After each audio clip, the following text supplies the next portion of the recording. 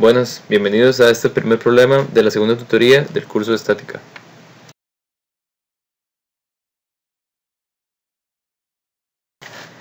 Este primer problema es del capítulo 3 y específicamente de equilibrio de una partícula con sistemas tridimensionales.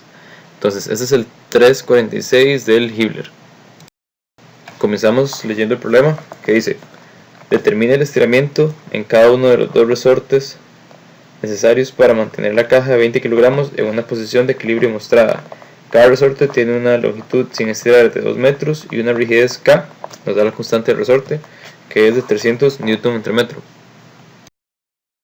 Comenzamos entonces sacando los datos que nos da este enunciado y la figura, que sería entonces la masa de 20 kilogramos, que es la caja que está colgando desde el punto O, la constante de los resortes, que es de 300, y bueno, nuestra incógnita, que es el estiramiento del resorte, ese delta X del resorte. Ahora, siempre es bueno comenzar analizando la estrategia para resolver este problema. Este tipo de problema de sistemas tridimensionales normalmente se resuelve sacando vectores unitarios o lambdas, como lo hicimos en la tutoría anterior. Entonces tenemos que expresar cada una de las fuerzas que afectan el punto O de manera cartesiana y luego aplicamos equilibrio en el punto O, igualando cada una de estas componentes a 0, para así obtener tres ecuaciones que nos va a permitir despejar tres incógnitas y así resolver el problema. Entonces comenzamos. Entonces, las fuerzas que hay que poner de manera cartesiana van a ser las que van de O a A, de O a C y de O a B, que son las dos de los resortes y la de esa cuerda que está apoyando el punto O, y también la del peso, que va a ir claramente en el eje Z. Comenzando entonces para la fuerza OC, esto implica que hay que sacar un lambda OC, que va a ser un vector unitario con la dirección de la línea que va de O hasta C. Entonces, esto porque sabemos que la fuerza OC va a ser la magnitud de esta fuerza por el lambda, por esa dirección OC. Entonces, sacamos el vector unitario, como ya sabemos, como lo aprendimos en la tutoría pasada. Colocamos primero las coordenadas de los dos puntos que tienen esa dirección que nos interesa. En este caso, el origen, que va a ser 0, 0, 0, que es el de O, y el del punto C, que va a ser 6,4,12. Esto lo observamos desde la figura. Aquí tiene mucho cuidado al sacar estas coordenadas. Por ejemplo, en esta figura, el punto C tal vez no es muy claro, pero en realidad el punto C está como saliendo de la pantalla. Por eso es que tiene coordenadas de 6 en X, 4 en Y y 12 en Z. Entonces, siguiendo el procedimiento para sacar el lambda, tendríamos que entonces sacar el vector OC, que como ya sabemos, como voy de O a C, es finalmente inicial, que va a ser C menos O por sus componentes, cada una por sus componentes. Esto nos va a dar un vector OC de 6 en I, 4 en J y 12 en K. Y como ya sabemos y hemos venido haciendo, la magnitud de este vector OC va a ser simplemente la raíz cuadrada de cada una de sus componentes sumadas al cuadrado también. Esto da como resultado 14 metros.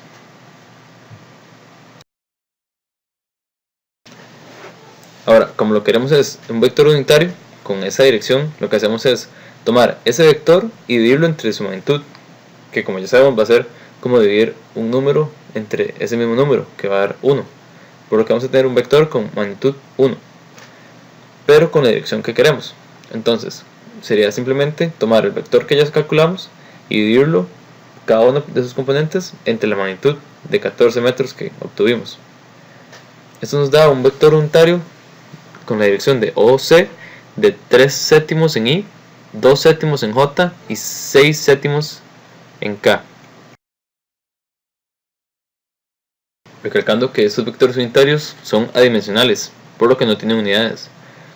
Esto porque la unidad del vector OC se va a cancelar a la hora de dividirlo con su magnitud de OC, que tiene la misma unidad, que en este caso es metros. Entonces metro se va con metro y queda un lambda adimensional, sin unidades. Ya teniendo nuestro vector unitario con dirección OC, podemos expresar la fuerza OC de manera cartesiana, ya que va a ser simplemente multiplicar la magnitud de esa fuerza por la dirección de esa fuerza, que es el lambda que acabamos de calcular. Entonces expresamos la magnitud de la fuerza, que no la conocemos, la dejamos como una incógnita, como F o C, entonces lo multiplicamos por ese lambda que acabamos de calcular. Así tenemos ya nuestra fuerza F o C de manera cartesiana. Sabemos que es una fuerza, entonces esto va a tener unidades de newtons.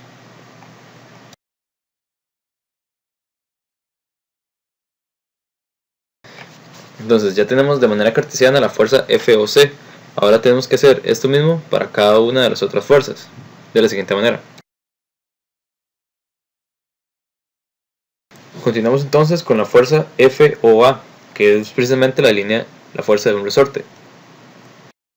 Para esta fuerza observamos de la figura que va a tener la línea de acción en OA, que va sobre el eje Y, por lo que esta fuerza va a tener solo dirección en el eje Y, por lo que no hace falta calcular el lambda, simplemente sabemos que va a ir en la dirección del eje Y.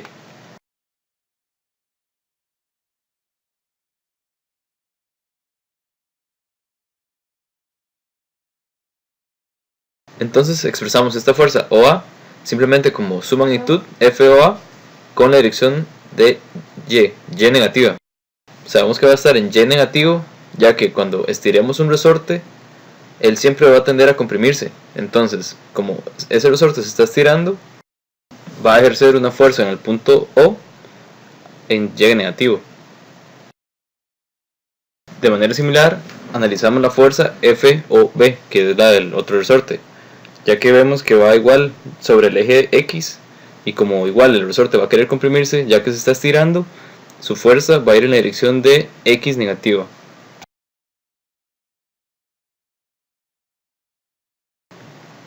Entonces podemos expresar esta fuerza FOB simplemente como la magnitud de esta fuerza, que sería, la ponemos como FOB ya que es una incógnita, entonces FOB en dirección de menos I.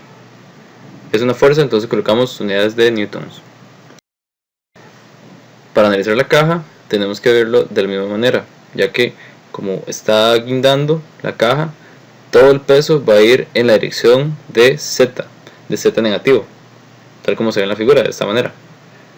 Entonces, igual podemos expresar esta fuerza simplemente como la masa por la gravedad, y ese va a ser nuestro peso W en menos K. Entonces ya tenemos cada una de las fuerzas que afectan el punto O con sus respectivas direcciones. Entonces solamente queda hacer equilibrio en el punto O, que es simplemente hacer sumatoria de fuerzas igual a 0. Entonces tenemos las cuatro fuerzas que ya estamos hablando, las dos de los resortes, la del cable OC y la del peso W, y todo esto tiene que ser igual a 0. Como toda esta suma tiene que ser igual a 0, también sus componentes, entonces podemos separar cada uno de sus componentes e igualarlos a 0. Entonces vemos en cada una de esas fuerzas que tiene componente en X, en Y y en Z. Entonces empezando con X, vemos que solamente la fuerza OC y la fuerza OB tienen componente en X, viendo los vectores de manera cartesiana que ya teníamos. Entonces obtenemos que en el eje X tenemos 3 séptimos por la fuerza OC menos la fuerza OB, y esto por equilibrio va a ser igual a 0. Hacemos lo mismo con los componentes Y y Z. Entonces en el eje Y tenemos solo la fuerza OC y la fuerza OA, que viendo el vector que ya calculamos de manera cartesiana va a ser 2 séptimos por la fuerza OC menos la fuerza OA, que va toda en el eje Y negativo, igual a 0 también.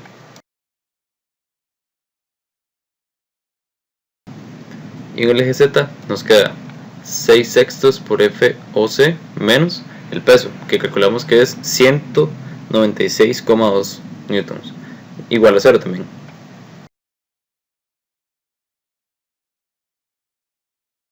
Si no logran ver de manera tan directa las ecuaciones de componente por componente, entonces colocan la suma total como la tenemos arriba, con los vectores como ya los calculamos de manera cartesiana, y luego todo es igual a 0, entonces sería simplemente ir agrupando lo que es de I con lo que es de I, lo que es de J con lo que es de J, y lo que es de K con lo que es de K. Así obtenemos nuestras tres ecuaciones en X, en Y y en Z. Y así lo ordenamos, como lo hicimos al principio, por componentes. Así obtenemos tres ecuaciones, lo que nos permite resolver tres variables.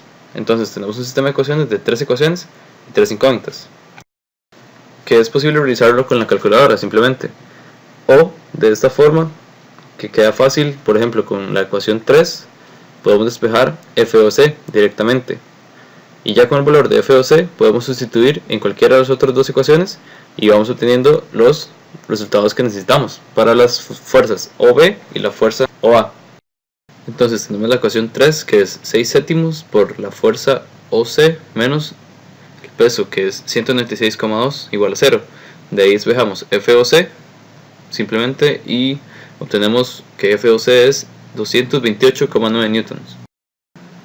Ahora, este resultado de la ecuación 3 lo ponemos en la ecuación 2. Entonces tenemos 3 en 2, que nos quedaría 2 séptimos por la fuerza OC, que es 228,9, como lo acabamos de calcular, menos la fuerza OA, esto igual a 0. De aquí despejamos la fuerza de OA y nos da que FOA es 65,4 newtons. De igual forma, sustituimos el resultado de la ecuación 3 en la ecuación 1. Entonces tenemos 3 en 1, que es 3 séptimos por FOC, que es 228,9, menos la fuerza OB, esto igual a 0. Y despejamos y obtenemos una fuerza OB de 98,1 newton. Ahora pasamos a analizar los resortes. Entonces, sabemos que en un resorte tenemos una distancia cuando no está formado, que es, aquí se representa como x sub 0. Este x sub 0 ya nos lo dan, que es de 2 metros.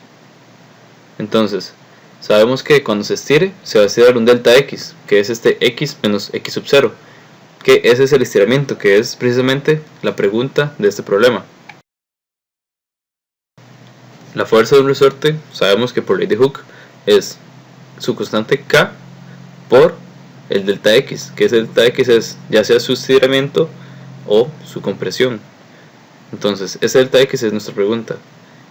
La fuerza es la fuerza que acabamos de calcular. Por ejemplo, la fuerza OA, que es para un resorte, y la fuerza OB, que es para otro resorte. Y la constante K nos le da el enunciado. Entonces queda simplemente despejar el delta x de esa ecuación de la fuerza del resorte. Entonces, comenzando con la fuerza OA, tenemos que para la fuerza OA, la fuerza del resorte va a ser igual K por su estiramiento, por este delta x. Entonces, la fuerza OA que calculamos fue de 65,4. Entonces, esto va a ser igual a 300, que es su constante, por el delta x. El delta x de este resorte OA. Despejamos y el delta x nos da un valor de 0,218 metros. Eso está en metros, ya que usamos la constante K de 300 newton entre metro. Por eso nuestro resultado de estiramiento va a estar en metros. Y hacemos el mismo procedimiento para el otro resorte. Entonces va a ser la fuerza de 98,1 entre la constante K de 300. Eso nos da un estiramiento de 0,327 metros. Y con estos dos resultados ya se da el problema por resuelto.